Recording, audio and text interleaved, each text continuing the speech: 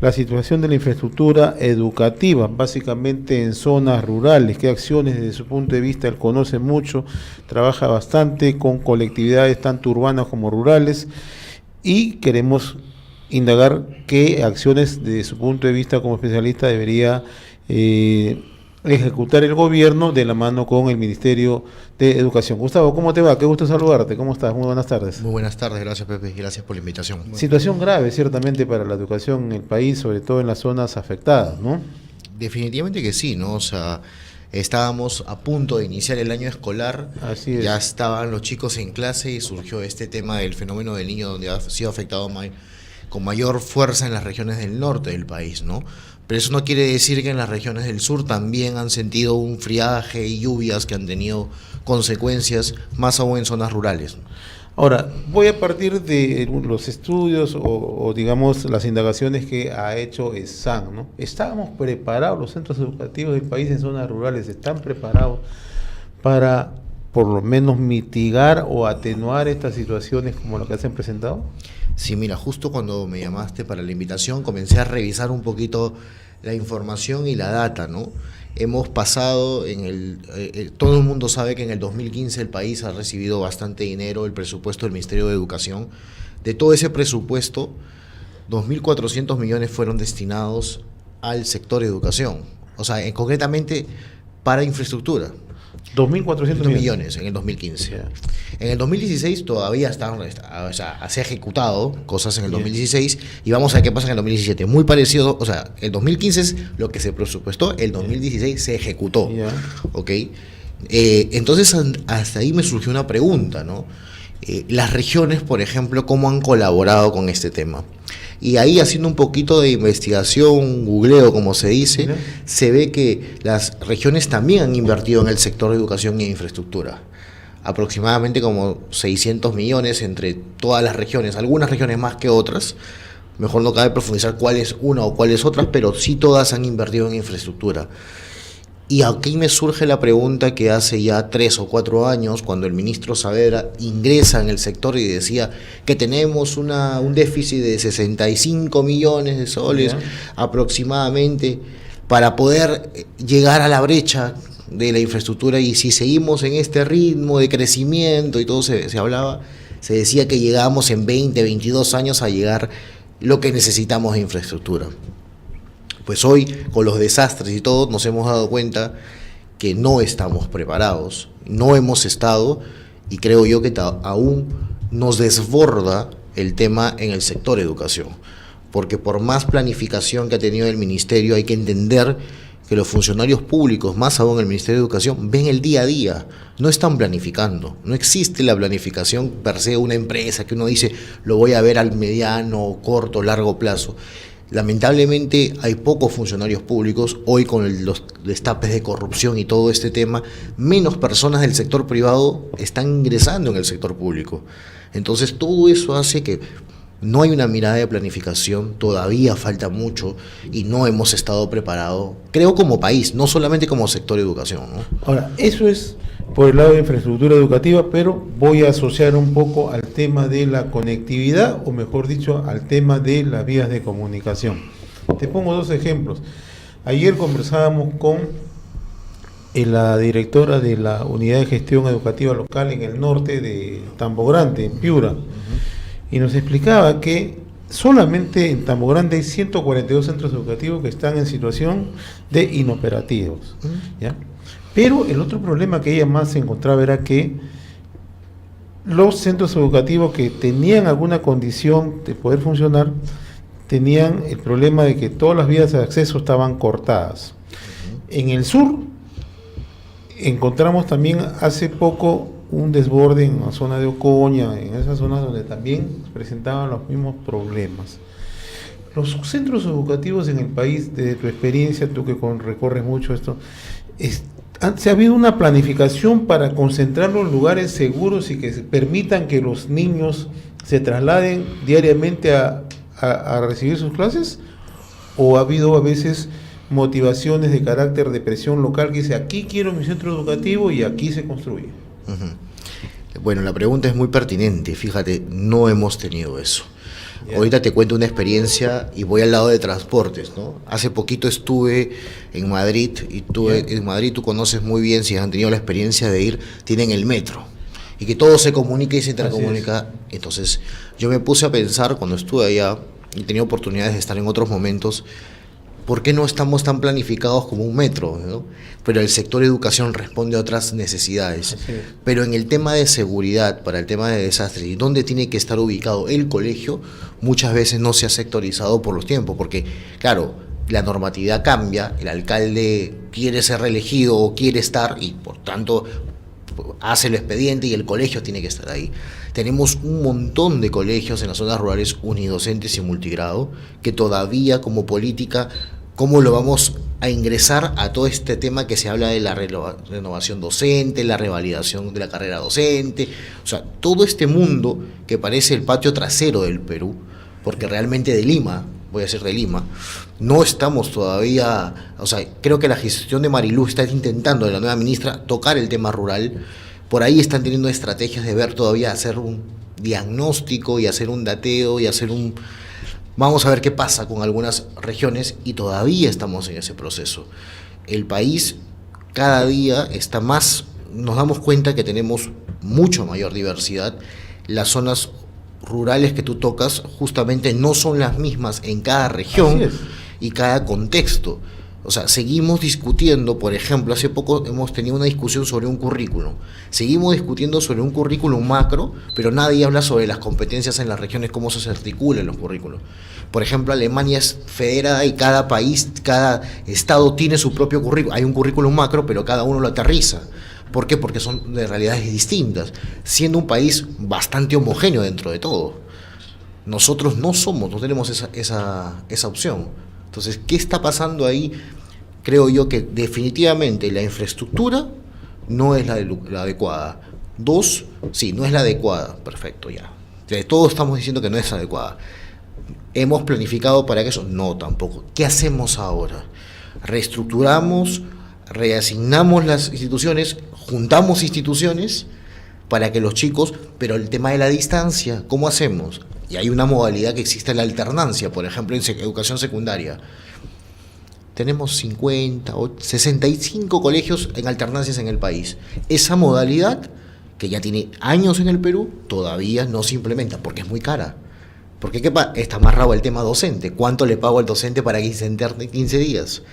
Si muchos de ellos son contratados y no son nombrados, y ahí todo el problema que surge, ¿no? Gustavo, esta mañana conversamos con un exfuncionario de Naciones Unidas, ha sido consultor por años en temas de gestión de desastre y ha acompañado la reconstrucción en Haití. La magnitud fue mayor, 250.000 personas muertas, un país totalmente devastado. Y nos explicaba que cuando hay estas experiencias, hay mucha resistencia de parte de la población, ¿no? El sector educativo también entiendo yo que va a tener esa misma dinámica de resistencia. ¿Por qué? Porque son niños que se trasladan a los centros educativos y a veces lo hacen por la cercanía. Y ahora cuando tú hablas de reubicación, vas a encontrar ese primer gran problema. ¿Cómo va a alterar estos cambios de ubicación, estos cambios geográficos en los centros educativos, que indudablemente lo va a haber en, digamos, en el desarrollo de aprendizaje, en el desarrollo lectivo en el presente año? Muchísimo, porque mira, fíjate, hace poquito se estaba hablando de que había otra discusión que en los medios y mucho ha surgido, que hay que recuperar las clases, por ejemplo, dicen ahora, ¿no? Claro. ¿Cómo van a recuperar estos chicos las horas de clases efectivas? Nosotros todavía seguimos pensando, y ahí coincido con León Trachtenberg, por ejemplo. León, muy astuto, creo yo, la forma como habló y encaró el tema, es que ¿por qué estamos siguiendo con el tema de que más horas de clase, entonces efectivas, que esté sentado en el aula el niño, por lo tanto garantiza aprendizajes? Eso no lo hay. Eso no hay. Por ejemplo, eso hay formas ahora, está bien, la conectividad y todo esto, pero hay zonas. Y ahí surge otra pregunta. Acuerdo con León, pero no tan de acuerdo por un tema.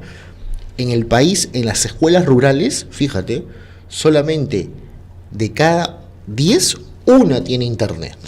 Buen detalle. ¿Por qué? Porque nosotros tenemos una red dorsal nacional que, coincidencia, no se aplica en todo el país. No sabemos por qué, cuáles son las razones, pero eso lo que tú dices es totalmente cierto. Entonces, también podríamos superar esta barrera muchas veces de la falta de conectividad, de cercanía o área geográfica, con un mejor trabajo, un mejor equipamiento en telecomunicaciones, en internet básicamente, ¿no? Ese es un tema, y por ejemplo el tema de la luz. Yo hace poco he escuchado y estuve hablando con una persona que están viendo ya el tema del censo que van a dar a nivel nacional y están considerando las tablets que son cargadores solares. Esas tablets necesitan estos chicos, que puede ser online o offline. O sea, esos mecanismos se dan ahora. Claro, ahora todo el mundo tiene miedo por el tema de las compras, ¿no? Porque el tema, si lo compra el ministerio y las compras, las licitaciones, y surge todavía el temor que hace poco uno de los temas por el cual fue interpelado el ministro y después censurado fue el tema de las computadoras, por ejemplo. Entonces, otra vez surge el tema cómo manejamos la gestión pública. Si te das cuenta, el sector de educación tiene diferentes frentes. Uno de ellos, hoy día que nos hemos sentido golpeados, es la infraestructura. Pero hay que decir, claro, que la infraestructura es un medio para lo que se quiere buscar en el sector de educación. Eso es importante, no perder ese norte, ¿no? Porque a veces la discusión en el sector en los últimos 3, 4 años ha estado metido en el tema de infraestructura y en el tema de capacitación de los maestros. Esos son en los los últimos años, ¿no? Yo recuerdo que incluso en el gobierno de Alberto Fujimori se decía digamos, un centro educativo por día, ¿no? Entonces, o sea, siempre ha marcado, digamos, esa pauta, ¿no? Pero en realidad ahora ya conocido, digamos, la misma situación de la naturaleza que nos ha desbordado y que nos ha desvestido, hay que decirlo, la verdad, nos ha puesto, digamos, en el nivel de que no teníamos ningún trabajo preventivo. Sí, José, pero casualmente hemos visto en otros gobiernos entregas de materiales, de laptop, cuando no se tenía lo principal, que es la conectividad. En ese sentido, ¿qué tan retrasados estamos en lo que es tecnología, sobre todo en las zonas rurales? Muchísimo, muchísimo. Voy a hacerte un ejemplo que de repente yo siempre hablo con la verdad y sincero y directo en ese tema. Muchísimo, porque fíjate, nosotros tenemos una plataforma en el Ministerio de Educación, digo nosotros como peruanos tenemos el Estado tiene una plataforma que se llama Perú Educa. Y tiene unos problemas de conectividad hace poco, cuando los profesores querían rendir sus exámenes, se colgaba la conectividad. Ni el mismo soporte del ministerio aguantaba por la cantidad en línea que tenían que rendir exámenes. Eso fue todo un problemón que se surgió hace un año y medio atrás, hace 2 años. Y seguimos teniendo el mismo problema. Entonces, no es que ni centralmente tenemos una buena solución, imagínate en las zonas rurales. En las zonas rurales en el tema de conectividad es dramático, pero en el tema de agua ni luz, o sea, en los colegios rurales la media es de cada 10, 7 faltan todavía agua y luz. O sea, eso es bien fuerte, imagínate con el friaje y todo esto. O sea, ahora, hemos medido el tema del diagnóstico, conocemos cómo está la situación, ya tenemos la radiografía, la foto, Gustavo. ¿Estamos en capacidad de generar infraestructura educativa, construir centros educativos en tiempos cortos? Yo creo que sí, pero todo depende ahora del famoso presupuesto. ¿Y dónde vamos a poner como se dice, ahí el gobierno, el ejecutivo tiene que decidir por dónde va a enfocar esta famosa reconstrucción? ¿No? Dijeron que había un SAR, ahora ya no es un SAR, ahora será la PCM, ok, pero ¿qué van a hacer con este tema? O sea, ¿quién va a liderar el tema de infraestructura? Porque no solamente es educativa, estamos hablando de población, un distrito, una región que tiene que ser reestructurada incluso. Ok, ¿cómo se va a hacer eso? Y ahí cómo está pensando. Yo diría aprovechar esa coyuntura y hacer un piloto con esa región, o esos distritos que tienen estos problemas, y aprovechar la reconstrucción de esta manera. Capacidad técnica creo que lo han demostrado que lo tienen, entonces económicamente no estamos, o sea, ha bajado las inversiones, pero tenemos recursos y tendríamos que apoyar por eso. Me parece que sí. Ahora, el presidente dice que por dinero no nos preocupemos, además, ¿no? Porque para la reconstrucción hay. Entonces, pero esto va a poner a prueba exactamente la capacidad de articular y solucionar los problemas en el menor tiempo posible. Gustavo, la Universidad de San siempre está muy ligada justamente a estos temas educativos y coadyuvar y prestar apoyo en zonas rurales del interior del país. Mirando esta dinámica, ¿cuál va a ser, digamos, el aporte? ¿Cuál es el aporte que tienen ustedes con este problema que se están presentando? Mira, en el programa que tenemos de directores, que ya venimos bastante tiempo, creo que desde junio del año pasado, hemos tenido problemas serios en cuanto a que en algunas zonas, por ejemplo, acá, o sea, la carretera ha dejado de ser carretera y ahora es otra trocha, y se han llevado en la zona alta de, por ejemplo, de Cotahuasi en Arequipa. En Arequipa, ¿no? Entonces hemos tenido cañón, que suspender, ¿no? justamente algunas semanas las clases, una semana hemos podido manejarlo de una manera, pero también en Moquegua, en Sánchez Cerro, han tenido algunos problemas de llegada a Arequipa. O sea, no es nada fácil ahora el programa. O sea, y nosotros somos reyes, como digo, en el sur. Los que tienen más complicados son los que están en la región norte, en Piura, en Chiclayo, ahí está suspendido el programa prácticamente. Entonces, pero estamos atendiendo a directores, personas mayores y que ya tienen sus capacidades todos desarrollados. Imagínate el caso de los niños, que ellos tienen en aula y nos comentan esta situación. Hemos tenido que suspender en algún momento las sesiones de capacitación, y también en conexión con el ministerio, en coordinación, porque ellos son los que al final determinan este tema. Entonces la universidad ha estado apoyando en todo sentido, dándoles recursos y dándoles todas las facilidades para que la prioridad ahora sea la atención de los niños y de los adolescentes que tienen a cargo estos directores. Ahora, Gustavo, otro tema que va a ser y es materia justamente de vislumbrarlo hacia el futuro es: en la misma situación que vive el país nos ha puesto al descubierto que no estamos preparados en prevención. Es necesario incorporar ya de una manera directa, sostenida, el tema de prevención en el currículum, no solamente como un tema accesorio, sino, digamos, mirando de cara a que las nuevas generaciones tienen que ser exactamente los comunicadores y los que hagan la sostenibilidad en el tema preventivo desde la familia, desde la casa, desde la escuela y desde la propia sociedad. Estoy totalmente de acuerdo en eso, porque fíjate, antes se hablaba de prevención, riesgos laborales, ¿no? Estuvo muy en boga hace un tiempo, y hoy día casi todas las instituciones tienen este tema como ley, está la ley y todo. Entonces, ¿por qué no pensar en eso, ¿no? En la prevención de todos estos temas de desastre?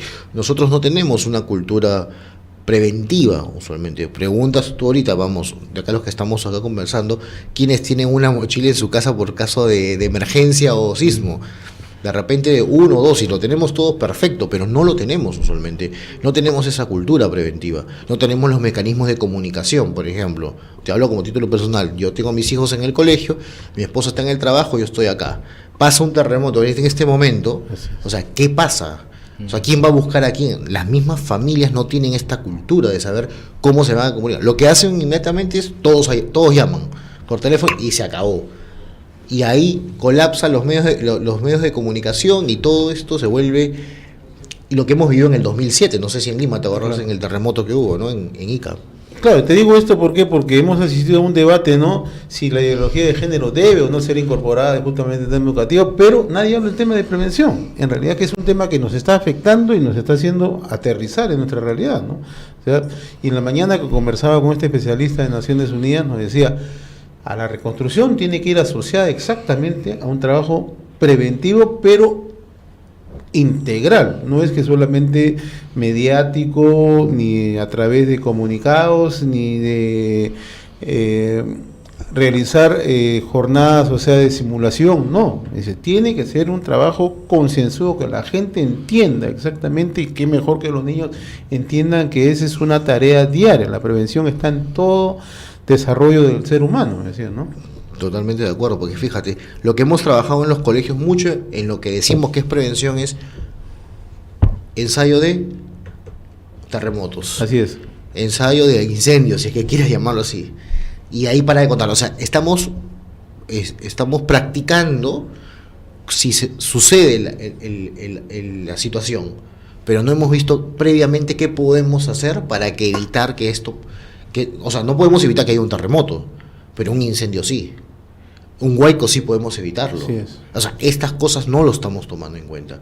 O sea, el terremoto es imposible. Nos hemos centrado en desastres solamente en que estamos en la línea de fuego y que cualquier hay un terremoto y todo esto. Pero creo yo, o sea, imagínate qué hubiera pasado si después de todos estos huaicos hubiera habido un terremoto. Sí. con No, tsunami, no, sería claro. terrible para él. O sea, no Catastrófico. estaríamos de repente ni siquiera nosotros hablando. Claro. O sea, fíjate la magnitud y estamos a merced de eso. Así es. Bien, Gustavo, aprovecho la oportunidad y ya con cargo a tenerte en una próxima oportunidad, la otra semana, mejor dicho.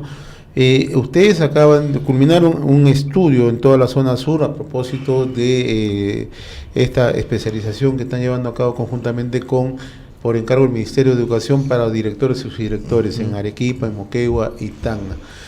Adelántanos algo del estudio que han tomado, porque ahora ya he visto que han perfilado mejor ya todo el estudio elaborado inicialmente, ¿no? Sí, hemos hecho una línea de base, Ya. que al principio creo que conversamos una vez. Así es. Ha ido avanzando el estudio por un lado y vamos a tener pronto ya al final del módulo una medición final de cómo han empezado en el diplomado y cómo están terminando el diplomado, que es una primera etapa de este programa. Ya. Después viene la segunda especialidad que va a demorar relativamente casi un año otra vez y vamos a hacer otra evaluación igual similar. La idea es ver el tema del liderazgo pedagógico por un lado, mucho al enfoque del Ministerio de Educación, pero también hemos tomado otras variables, ¿no? Como el tema de las competencias que ellos puedan tener, y cuando hablo de competencias, ¿qué necesitan para poder gestionarlo? Y voy adelantando que una de las cosas que más surge es que tengan las competencias legales para poder desarrollar. Mira el rollo que se viene ahorita. ¿Gasto o no gasto, no? Gasto no gasto, y no solamente con el gasto, sino Sí. también con el tema de los profesores. Claro. Ahorita el Ministerio de Educación ha pensado, va a entrar un tema de certificación de docentes. ¿Quién va a certificar a esos docentes? Son los directores. ¿Y tú crees que el director, si no tiene competencia legal y no tiene amparo, va a querer certificar a ese docente que mañana termina su contrato y puede volver a O sea, ser su él le ha jefe? visto, bueno, contrato a él, contrato a él, en otras palabras. Exactamente. Entonces, la pregunta como director, voy a ponerme el caso, yo soy un director Ya. de un colegio público y yo voy a evaluar a ustedes, ustedes son docentes. Ok, termina mi proceso, yo evalué y de repente, Pepe, no pasó. Lamentablemente yo he visto que hay una rúbrica y yo decreto eso. Por tanto, Pepe va a ser pasado al Así costado, ¿no? Y ellos viven en el mismo pueblo. ¿Qué va a pasar después?